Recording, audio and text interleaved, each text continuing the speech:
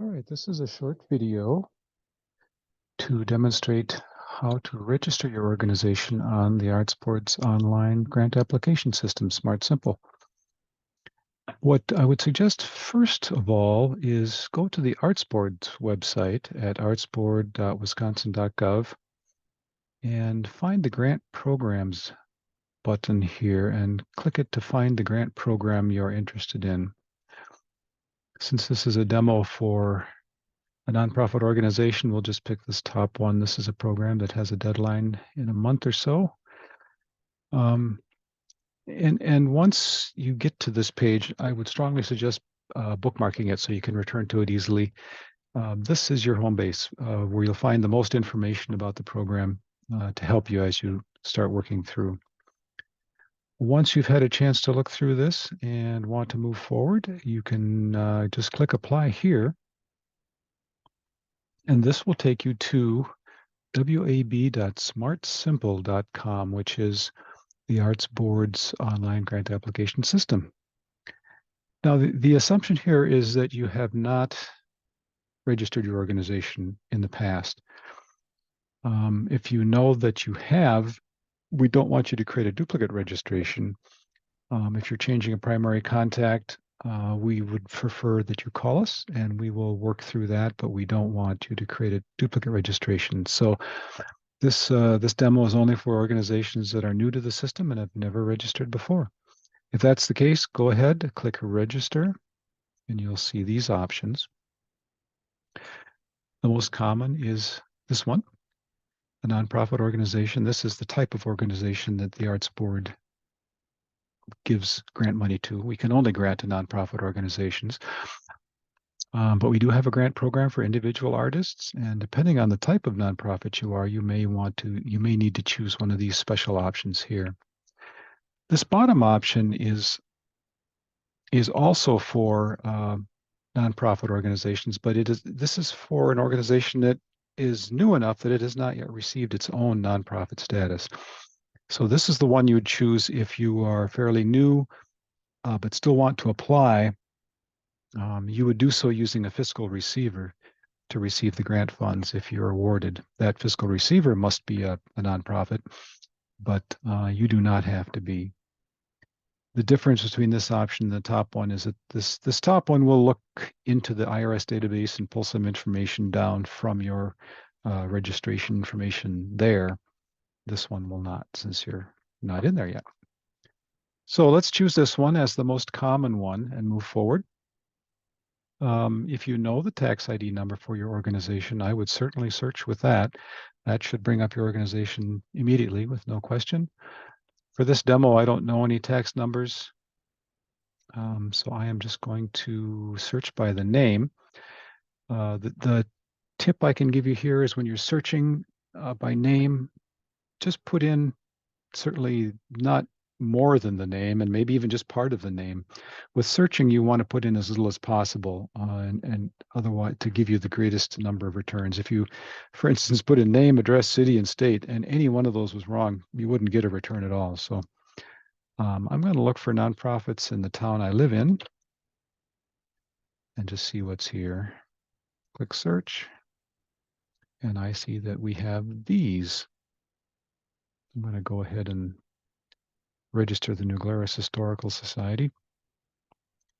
And you'll see these fields that are gray came from the IRS database. You cannot edit those. That's just the registration information that the IRS has. If that's wrong somehow, then you need to deal with the IRS to try and get it changed. That's nothing that we can help with. If you know your EIN number, by all means put it in. You can do this later as well. It's not required at this step. The other parts that are required all have a little red star. So you will have to put something in each one of those fields.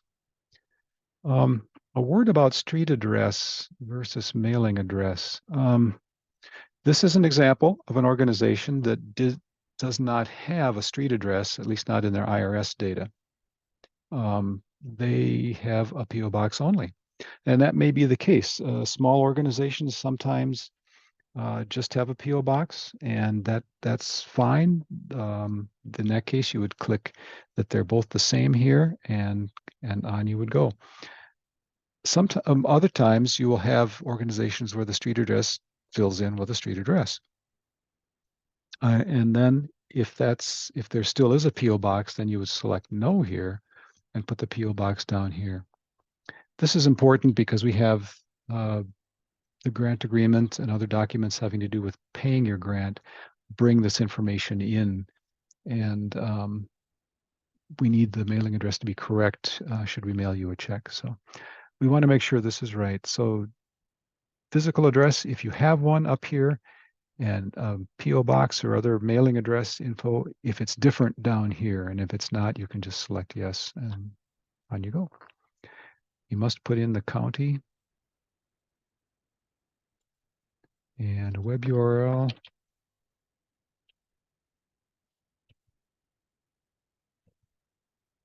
I'm just going to put in information for the arts board since I don't know the other. You don't need an alternate phone or fax. That's not required. The organization email is required. You'll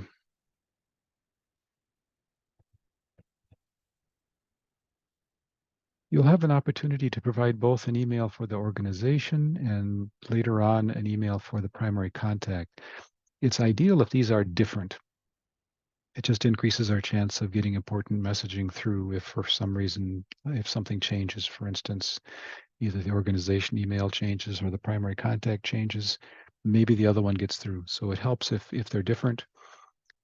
They may not be. A small organization, oftentimes there'll be a founder or a director of some kind that's it. That their address, their email, their phone, that's the only one that exists, and that's fine. Just put in what you can. But if they are different, it would be nice if that were reflected here. The mission statement and the brief organizational history are here for the panel just to get a quick look at what your organization. Note that the history is 250 words, so you have to keep that short. The unique entity identifier is relatively new. That's a federal identifier. We used to use the DUNS number here, but that has been replaced, and now we must use this. So if you have one, you will click yes and put it here. It is a 12-character alphanumeric string. If you don't have it, click no and put in a date which you applied for it. The assumption is you'll do it pretty soon. So just put in today's date. We have to have something, and then you can go here. The link will take you directly to the federal site where you can begin the process of registering for that. We also want the year that you got your nonprofit status. There's a few more fields here that have to do with identifying your organization. So just pick what seems to fit best. It's not always easy. There is historical societies here. In most cases, you'll be some kind of art performing organization. So just put down your artistic or what type of organization you are here, whether you're a performing group or whatever. You'll just find one that fits best. Same with artistic discipline.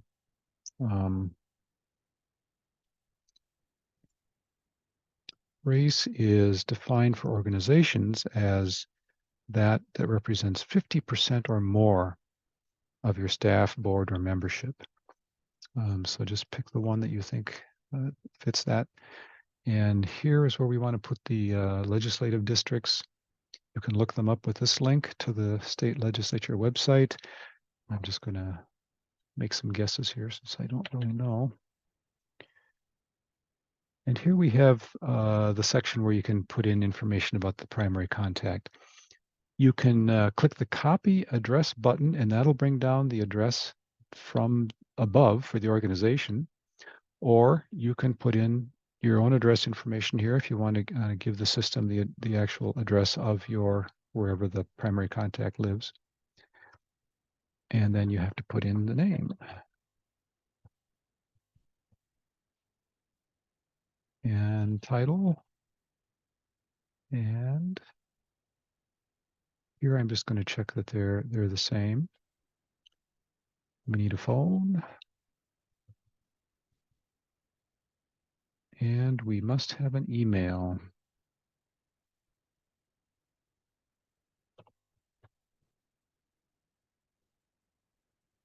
The email is important here because it becomes the login name on the account.